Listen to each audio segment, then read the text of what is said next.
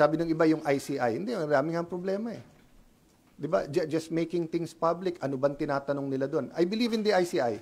I believe in the people there individually. But from the start, di ba, nung nagsalita ako sa floor, sinabi ko sa inyo, hindi pa independent yan at kulang pa, whether batas or paanong ayusin. If you ask me, lagyan ng isang representative ng Catholic bishops, isa from the born again, isa from Muslims, isa from Iglesia. Pero lagyan nila ng plano. Halimbawa, simulan natin sa ipasubmit sa DPWH, saan ba meron talagang ghost, saan wala. Alin contractor ang definitely walang mabuting ginawa at alin yung iniimbestigahan pa. Pagka moving target tayo sa lahat ng gagawin natin, walang maayos dito. Yung nanggugulo has more than enough money, opportunity, power na guluhin lahat to.